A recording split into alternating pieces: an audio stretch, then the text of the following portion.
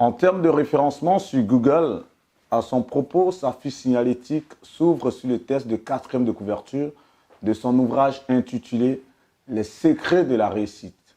Ainsi, peut-on lire ceci. Un homme possédant une vision profonde, le révérend Camille Makosso, est devenu en quelques années l'une des plus fortes personnalités du monde évangélique de son pays, la Côte d'Ivoire. Et dans cet ouvrage, justement, toute sa vie est exposée, sa rencontre avec le Seigneur, ses débuts, ses stratégies et surtout ses réseaux. Fin de citation. Justement, malgré son influence certifiée sur les réseaux sociaux, la problématique Makosso fait débat. Et ce, quant à sa casquette d'homme de Dieu et surtout sa méthodologie afin d'agrandir donc sa communauté sur la toile. Au lendemain d'une rencontre privée avec plus de 500 fidèles à Paris, il nous a ouvert les portes de sa demeure en banlieue parisienne. Avec lui, outre sa vie, nous allons décortiquer quelques thématiques bibliques. Je suis un serviteur de Dieu intègre, le meilleur de sa génération, l'homme au bien cœur. On chante même mon nom. Il faut aider comme le général Makosso. Il est trop bon. Et ils vont s'asseoir là, non.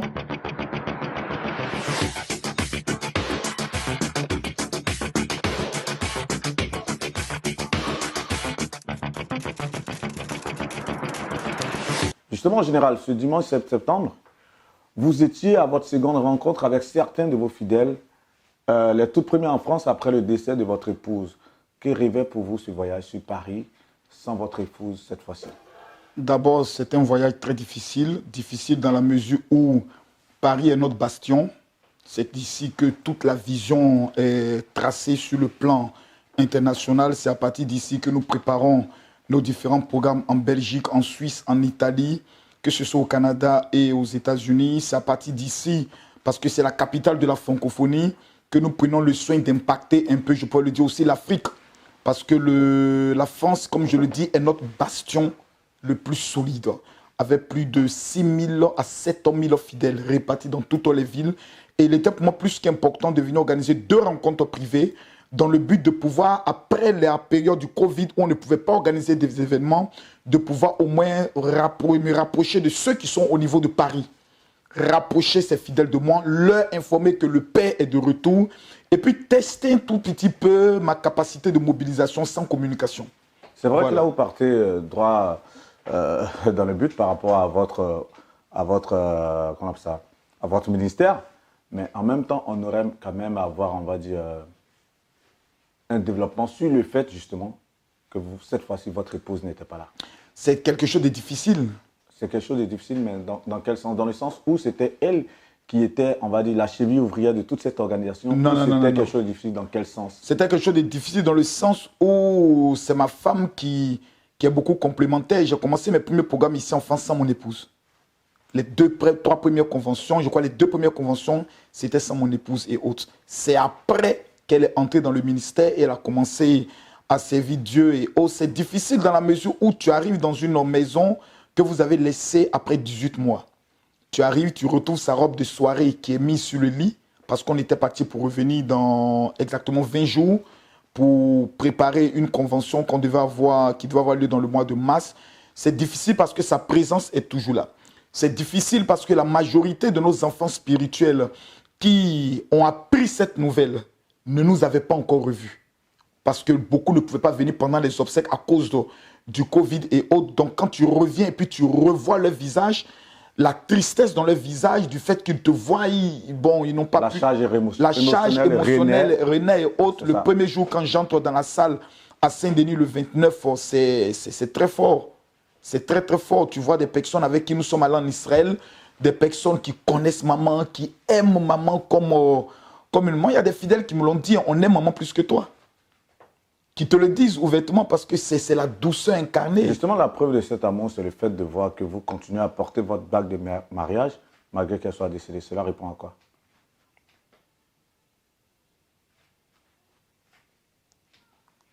C'est la vie.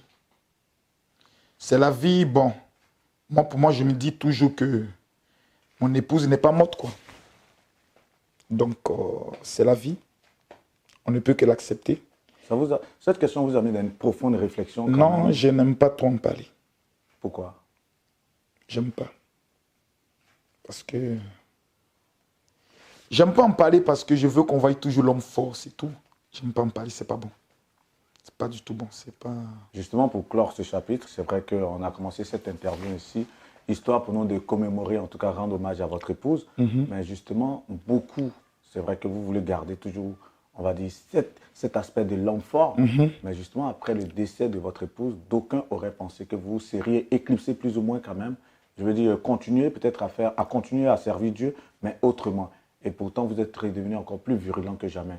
C'est quoi au final Ma femme m'a toujours dit, le jour où tu changes, tu n'es plus Makosso. Mes enfants, quand tu leur dis, votre papa sur Facebook, il est souvent...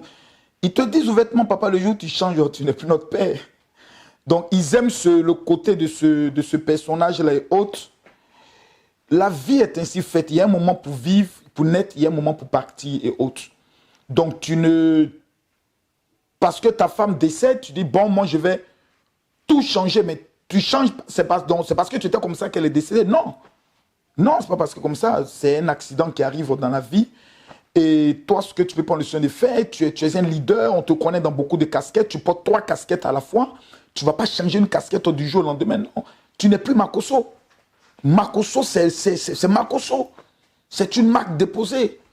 Voilà, c'est un esprit, c'est un clasheur, c'est un coach, c'est l'homme de Dieu. Donc tu jettes tous ces aspects de tes 3 personnages en toi. Vous avez fait la transition, hein, c'est ça.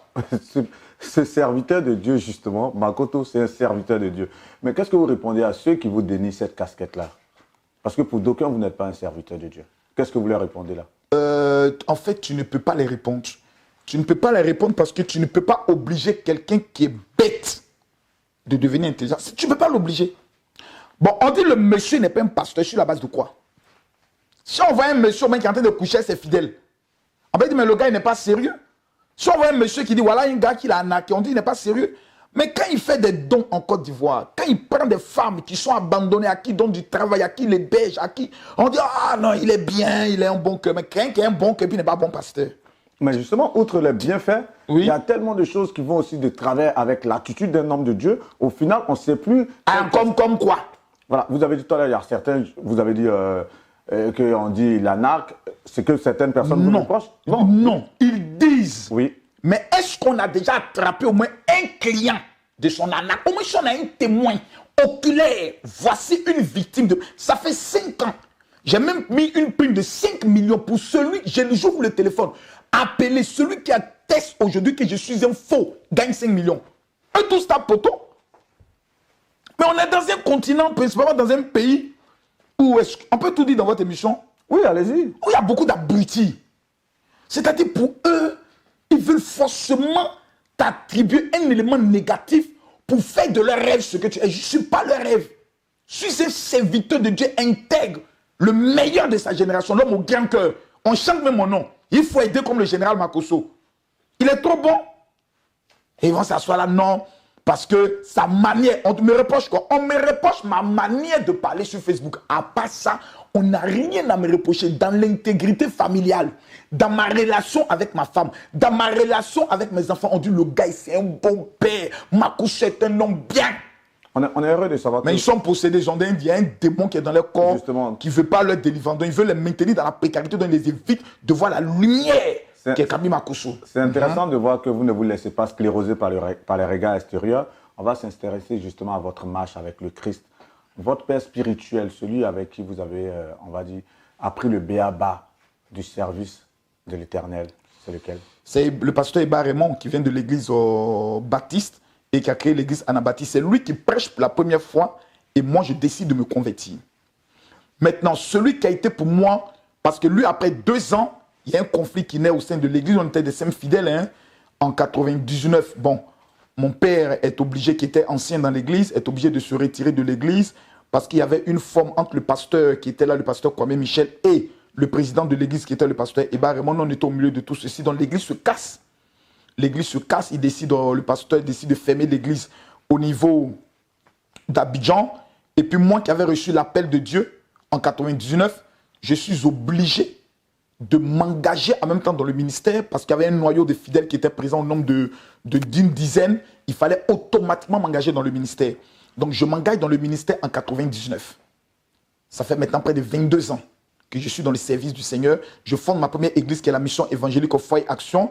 Et puis, je décide après 1 an d'entrer à l'Institut biblique, qui est l'Institut biblique international de Réma.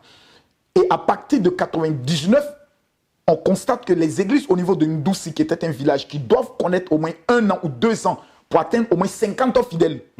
Nous, en 3 mois, on était déjà plus de 100 fidèles. Parce qu'on a vécu quelque chose au niveau de Ndouci qu'aucune église n'avait vécu, le réveil spirituel. Je jeûne pendant 3 jours dans l'église. Lorsqu'on ouvre l'église le mercredi, parce que le dimanche, on avait tapé un poteau qui m'a fait pleurer, 10 fidèles, on vient, on est 5. Oh, j'ai rendu visite à tous les fidèles le samedi. Je suis allé chez eux à la maison. Ils ne sont pas loin de l'église. Ils ne sont pas venus. J'ai pleuré. Je m'étais même mis en costume. Gens comme ça, 5 personnes dans la salle. 1999. 99, j'ai dit, je pleure. C'était vos premiers pas dans le ministère. Premier pas, je pleure. Et là, c'était sous la coupole donc de votre premier... Non, lui, il était parti. Non, il nous avait abandonnés. Vraiment, il était parti. Vraiment, il était parti. Donc, J'étais maintenant après- seul. Ok. Celui Seul après qui maintenant. devient votre père spirituel. Non, qui c'était moi-même. Ok. Après, vraiment, c'est fini. C'est moi-même. Je vole de mes propres ailes. Parce que quand j'accepte le Seigneur en 97, ma montée elle est fulgurante. Hein. J'accepte le Seigneur en 97. J'ai le baptême du Saint-Esprit. Le même jour, j'accepte le Seigneur. Ensuite, on va à une convention sur le baptême de feu. Je prie pour le premier sourd qui entend. Ensuite, on va à Gadouan pour le truc qu'on appelle ça l'enseignement sur l'onction. Quand je reviens, les guérisons commencent. Nous, on a été formés dans l'art de l'onction. J'ai vu puissance et puis j'ai dit, je donne ma vie à Dieu. On ne m'a pas parlé que Jésus est bon, je ne crois pas en ça. Mais puisqu'on parle de père spirituel, pourquoi est-ce Oui. que vous revendiquez le pasteur Kassid Azito comme Non, votre père spirituel? Kassid Azito, c'est mon mentor. Voilà, mon père spirituel qui m'a appris, formé, qui m'a discipliné, c'est le pasteur Michel Vako. Je Ok. présente le révérend Michel Vako comme mon père spirituel. L'archevêque Kassid Azito est celui qui a ouvert mes yeux. Mes yeux n'étaient pas ouverts. T'es un gaou. Moi, je n'ai plus, me va souvent, je n'ai prière. Mais mon frère, je n'arrivais pas à payer une maison de 12 000 de ma mère. Quand vous dites qu'il a ouvert vos yeux, c'était comment? C'est Kassid Azito qui m'a ouvert. Par les Il y a enseignements. le côté Par quoi? enseignement dans l'art de la manière et de la stratégie. Il m'a appris qu'on ne prie pas pour un homme riche. On fait une cérémonie. L'homme riche ne croit pas à la prière. T'as bien ministre Thomas à l'église. Jamais il ne tombe. Dieu même respecte l'homme qui a l'argent. Il ne tombe pas comme ça à l'église. C'est la plupart des pauvres qui tombent beaucoup. Donc, il m'a appris comment prier pour un homme riche. Comment se tenir. Quand tu me vois me tenir devant toi comme ça, c'est Kassi. Ma manière de parler, quand j'appuie sur les mots, c'est Kassi. Il t'a pris la prestance de l'homme de Dieu. Ça va te respecter, te considérer. Voilà. Mais hier, justement, excusez-moi, c'est vrai que le pasteur Kassid Azito a décédé, paix à son âme. Hier, vous disiez qu'en tant que, parce que j'ai été hier à votre rencontre privée, justement, on va en parler tout à l'heure, et ce que moi j'ai pu remarquer, vous disiez que lorsque vous voulez payer votre dîme, vous le donnez à l'archevêque Kodja. C'est lui qui est votre père spirituel maintenant, Non, du coup. le révérend Michel Vako est mon père spirituel. La Ok. seule personne habilitée à me mettre sous discipline, à me donner une sanction, c'est lui. L'archevêque Kodja Guy Vincent est un père dans la nation.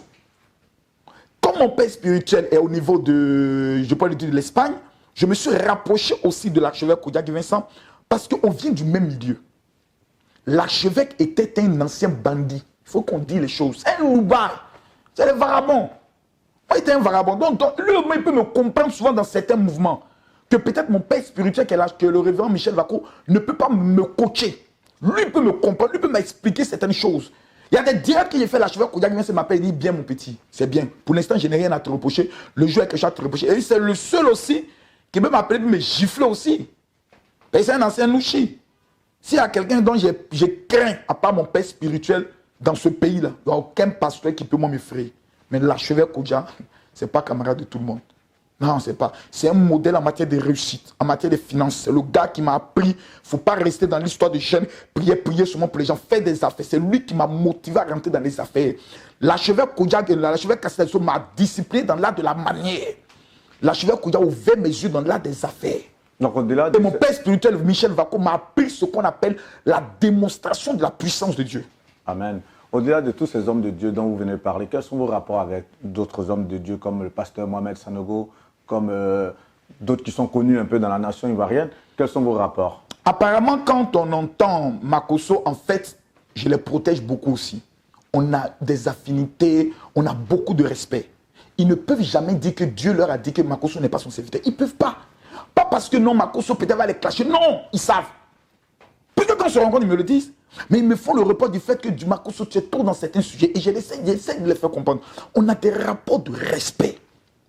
Je suis au-delà de cela. Je suis le président de la plus puissante organisation évangélique en Côte d'Ivoire, qui est la Commission protestante évangélique de Côte d'Ivoire, qui était dirigée par l'archevêque Kassi Dazito. Et après, j'ai pris la tête. Quand tu identifies plus de 10 000 pasteurs, tu gères un État. C'est plus un jeu. C'est nous qui organisons en Côte d'Ivoire les congrès des pasteurs et tu vois 2500 pasteurs qui se retrouvent. Aucun en Côte d'Ivoire ne peut le faire. J'ai dit aucun. Parfait. On voit que vous avez connu plusieurs pères qui vous ont donné chacun, en tout cas, des... Non, un père et beaucoup de mentors. Parfait. Voilà. Il ne faut pas après, on dit non, Marcos a beaucoup de pères spirituels. Non, j'ai un père et j'ai des mentors, des leaders, des coachs. Chacun, voilà, à sa manière, a pu vous coacher. Mais vous, dans le ministère, lorsque vous déterminez, quel est votre don dans le ministère? Quel est votre don? J'exerce un ministère prophétique. Ok. Je suis prophète, évangéliste.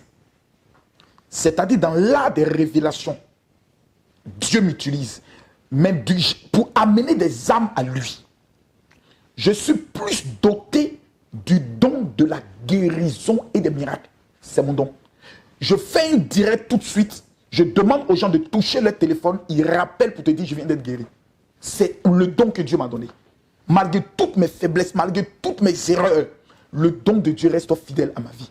Ça, c'est ce que moi j'ai remarqué hier, hein, puisque j'ai été à votre convention. Je le répète encore, hier, dimanche 12 septembre, parce qu'on est aujourd'hui le lundi 13 septembre, j'ai été à votre convention, à votre rencontre privée avec 500 fidèles, et j'ai vu qu'il y a eu beaucoup de guérisons. C'est un témoignage en même temps, puisque vous venez d'attester cela par rapport au don que Dieu vous a donné. Parce que j'estime que pour au moins plus de 200 à 300 personnes qui venaient, un tel, oui, j'ai été guéri, je pense que mon genou, je viens jeune, dont l'histoire m'a vraiment marqué. Qui a été opéré, je crois, 3 fois. Voilà. Et qui disait qu'il avait pas mal de douleurs et que ces douleurs-là, au jour d'aujourd'hui, ça va. Mais lorsque Dieu vous utilise autant puissamment, en tout cas pour ce que moi j'ai pu voir, parce qu'au demeurant, je ne vais pas vous dénier cela, c'est clair, mais lorsqu'on est autant utilisé puissamment par Dieu et qu'on a vraiment, on va dire, cette marque, pourquoi est-ce que vous êtes autant exubérant lorsque vous quittez le cadre spirituel? On appelle cela dans l'art de la stratégie le mystère du déguisement. Jésus dit, je vous envoie comme des agneaux au milieu de loups, des loups. Tu te comportes comme un mouton, ils vont te manger. Un agneau au milieu des loups, il se déguise en loup. Donc c'est un mystère de déguisement. Si tu viens, parce que là on parle maintenant des réseaux sociaux, on est en train de venir maintenant sur les réseaux sociaux. C'est ça. Si tu viens sur les réseaux sociaux pour dire Alléluia, Amen, que le Seigneur vous bénisse et oh, je suis le pasteur, tant mon frère, on ne va pas te suivre. On se connaît. À part tes fidèles, tu ne peux pas marquer. Mais il faut avoir le don. Parce qu'au-delà de l'homme de Dieu, j'ai un talent incroyable dans le coaching vis-à-vis de la réussite. Les stratégies pour réussir, en Europe et autres. Je viens de finir un livre de près de 290 pages sur comment réussir à l'étranger. Donc, tu ne peux pas venir avec la casquette de pasteur, ça ne prendra pas. Moi, personne ne peut venir me convaincre afin de dire non, j'aime pas l'avoir. Si on dit c'est pasteur, on zappe. Il faut rentrer maintenant dans d'autres systèmes.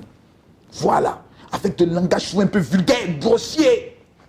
Voilà. Et ça, vous l'assumez? Non, je l'assume. Vous l'assumez entièrement? Non, je l'assume. Je suis trois personnages. À cette convention, j'ai remarqué aussi les rites religieux. Lorsque vous emmenez des fidèles qui prient sur des vins, tout ça, c'est biblique quelque part? Je vais vous faire une confidence. Vous allez dans le livre de Nombre, dans le livre de Lévitique, vous prenez tout ceci sur le Google. Vous tapez maintenant libation de vin. Okay. Toutes les références bibliques sortent. Les catholiques, en venant en Afrique, sont venus avec un esprit à blêtir le nègre. Nous mettre dans les imbécilités, il faut être pauvre, parler au ciel et autres. Ils nous ont déconnectés. Non, laissons les catholiques. Parce que même chez les évangéliques, il y a certaines églises évangéliques qui ne font pas les rites de vin. C'est vrai. Voilà, il ne faut pas. Les catholiques. Voilà. Les catholiques. Il ne faut pas stigmatiser. Tous mes enfants spirituels qui me payent les dîmes. Non, au-delà de ça. Pas les vieux missionnaires blancs. Voilà, faut pas les catholiques. Les vieux missionnaires blancs, il faut qu'ils précisent. Maintenant, au niveau des églises évangéliques, le vrai problème demeure là. Nous prions quel Dieu? Le Dieu d'Abraham, d'Isaac et de Jacob. C'est ton ancêtre. Est-ce que c'est ton ancêtre? Est-ce que tu le connais? En tant que chrétien, Christ... Non, il faut laisser ça. Abraham, là, il a vécu quelque part, non? Oui, forcément. Il fait partie du peuple juif. Il faut qu'on soit honnête de le dire. Okay. D'Abraham est sorti Isaac. D'Isaac est sorti Jacob. De Jacob est sorti les 12 tribus d'Israël. Et on dit le Dieu d'Israël. C'est pas notre Dieu. Notre Dieu, là, c'est les fétiches. Maintenant, on abandonne nos dieux, les Kankambra, les Mzoé, les Tano, et on va adorer le Dieu d'Israël. Mais mes amis, ayons l'humilité d'aller voir ce peuple-là pour dire, Joe, on adore maintenant votre Dieu. Présentez-le nous vraiment. On ne le connaît pas. Des gens qui sont propriétaires de leur affaire là, on ne les respecte pas. La Bible dit, nous sommes l'olivier sauvage qui avons été coupé et greffé à Israël. Mais allez là-bas pour savoir le monsieur, on l'adore comment. C'est pas une affaire d'alléluia, même. Et c'est par rapport à ça, c'est en Israël que vous avez appris? C'est en Israël, je retourne et puis je découvre que nous sommes dans un abrutisme pas possible. En Israël, on fait les rites religieux avec les vins, tout ça? Bien sûr. Et avec les huiles d'onction? Mais là-bas même, c'est ça même là-bas même. Je pose la question aux gars d'Israël. Je dis, nous, vraiment, nous les chrétiens, on prie, mais on est pauvres, il n'y a pas l'argent. Vraiment, quels sont les petits secrets qu'on peut me donner? Il me pose une seule question. Avec quelle huile on vous oint? Il dit, qu'est-ce que oint a à avoir dedans? Il dit, lit. Il oint d'huile ma tête et ma coupe déborde. Ensuite, le bonheur et la grâce m'accompagnent. On vous oint avec quelle huile? J'ai dit huile d'olive. Voici la base de votre malédiction. Le rabbin de Jérusalem, il me ramène dans le livre de Exode chapitre 30, le verset 22. Il dit, lis là-bas. Voici comment on composera l'huile d'onction. La myrrhe, le cinnamon, le roseau aromatique, la casse. Il dit, tu connais? Il dit, non. Il dit, tu es perdu. Vous adorez notre Dieu, vous ne venez pas nous demander comment on l'adore. C'est là il me présente la puissance. Il va dans l'huile de Marc. Il me montre comment Jésus a remis une à ses disciples. Mais très souvent, on vous reproche de ne pas trop, on va dire, étayer vos différents dires avec des références bibliques. Et pourtant, là, je vois qu'en peu de temps quand même... Mais Apocalypse chapitre 6, le verset 6 dit, ne faites pas du mal à l'huile et au vin. Non. Jésus dit, laisse-moi te parler maintenant du vin. Tu es venu. Le premier miracle de Jésus fait quoi? Il chante l'eau en vin. Quand Noé sort de l'arche, la première chose qu'il plante, c'est la vigne. Et Jésus dit à ses disciples avant de mourir, prenez ces cieux, mon corps, mon sang, buvez-le. Il dit, je ne goûterai plus à ce vin jusqu'à ce qu'on se retourne dans le royaume de Dieu. Donc même au niveau du serment, c'est taper dans le vin. C'est Jésus qui a dit ça. Ils ont tapé le vin au ciel. C'est le pauvre qui boit belé. Un homme riche prend un peu de vin à table. Ça veut dire qu'il est sauvé. Merci, monsieur. Général Makosso. Là, vous êtes dans votre élément. C'est tellement top. Je vois que voilà, le ton, il reste... Non, l'esprit est en train de revenir. Le ton, il est toujours aussi incisif. Voilà, mais l'esprit d'abord est en train de revenir. Même lors des interviews. Et ça, c'est très intéressant. Mais je reviens sur ma question, justement. Très souvent, lorsque vous faites des prises de parole publiques, on voit que vous n'étayez pas la plupart de vos propos avec des références bibliques. Et ça, les gens vous reprochent ça beaucoup. Et pourtant, en l'espace de cette interview, je vois qu'il y a pas mal de références bibliques. Est-ce qu'il n'y a pas une certaine contradiction? Non. Vous savez, les gens ne connaissent pas mes jours. C'est les dimanches. À partir de 20h de Paris, 22h que Makosso ça parle pas la fête de Dieu. Les autres jours, là, on est dans le Jezeli, Joe. On est dans le mouvement. Les actualités, ça file. Chaque jour, on se réveille. Il y a des nouveaux dossiers. Et tous ces dossiers, ça vous intéresse? Non, mais ça doit t'intéresser. Pour avoir encore des abonnés. Et maintenant, le dimanche, quand certains abonnés sont venus se connecter par rapport à un Congo, ça, ils voient Marco se connecter, qu'ils viennent, que tu les enseignes. Voici les 5 signes qui montrent que les sorciers viennent te manger. Il dit, pasteur, quand tu as parlé, quand on dort la nuit, puis chien me poursuit là. Moi, j'ai vu ça, tu as besoin de prière. Il devient fidèle. Nous, on va s'intéresser aux thématiques bibliques, justement. Allons-y. On en parle. Quel est le personnage qui a votre référence dans la Bible? C'est mon grand, c'est mon oncle. Il s'appelle Jacob. C'est un esprit criant. C'est un gars qui est né avec un esprit de la marmaille. Dans le ventre, il a voulu marmailler son frère. Il est né avec le talon. Il dit, tu m'as dévancé, mais il va te montrer ça. C'est un esprit. C'est mon gars. C'est ma référence. Je ne suis pas dans des histoires de nom David. David, c'est un lâche. Un bandit comme ça, il s'en tuer la femme de quelqu'un. Justement. Mais les gens lisent le livre de Psaume. Marcos, on a tué la femme de personne, le mari de personne. Je vais prendre quelques... Moi, Jacob, c'est un enfant intelligent. Il a compris qu'il n'est pas venu sur la terre pour suivre les autres. Il a marmaillé son père. Mais son père même savait que Jacob le marmaillait. Comment je le sais? Il dit, les mains sont les mains d'Ésaü. Mais la voix est la voix de Jacob. Or, la Bible dit au commencement était la parole et la parole était Dieu. Ta voix, c'est toi. Mais je crois que c'est le même Jacob qui s'est laissé marmailler aussi lorsqu'il allait travailler pour son beau-père. Il est allé voir un apprenti marmailleur. Et Laban était un apprenti marmailleur. Il a tapé pendant 14 ans pour avoir femme. Il dit non, chez nous ici, il y a une loi. La petite soeur ne peut pas se marier avant la grande soeur. C'est la marmaille. Mais quand il a compris que l'homme voulait lui montrer ça, il a créé aussi sa marmaille. Il dit tous les animaux qui vont sortir rayés, c'est pour toi. Tous ceux qui sortent comme ça, c'est pour moi. Dans ça, il a créé une marmaille et les branches. Tapé dans le jeton, il est parti mettre tous les fétiches du gars. Prenant ses 2 filles. Or, la fille, la Bible dit, la fille, quand elle soit avec les thérabins, les autres, là, c'est le guet. Jusqu'à là-bas, il est obligé de le pourchasser. Jacob, c'est un enfant trop intelligent. Hier, vous parliez du livre d'Esther. Vous avez pris juste un extrait. Qu'est-ce que vous inspire ce livre-là de la Bible? Esther, tu sais, moi j'ai un esprit très ouvert. Les chrétiens ont un esprit fermé. C'est pour ça qu'ils ne sont pas riches. Et les musulmans sont plus riches que nous. Puis le chrétien qui ferme ses yeux, Dieu au ciel. Notre Père qui est aux cieux, le mot n'est plus au ciel. Il dit, je me tiens à la porte de ton cœur, je frappe, tu ou je jure, il est en nous. Donc si on ne gère pas le système, le livre d'Esther m'enseigne la plus grande marmaille organisée dans la Bible. Dans quel sens? Esther, elle n'est pas plus voleuse que cette petite-là. La fille d'abord change son nom. Elle s'appelait Adassa. Elle s'est fait appeler Esther pour rentrer dans la compétition Miss, pour aller rencontrer le roi. Mais c'est parce que justement son oncle l'avait coaché quelque part, non, je crois. C'est pas son oncle. Mais c'est pas Mardoché qui a... Non, c'est pas son oncle qui l'a coaché. Le oncle, mais c'est un maudit dans la Bible.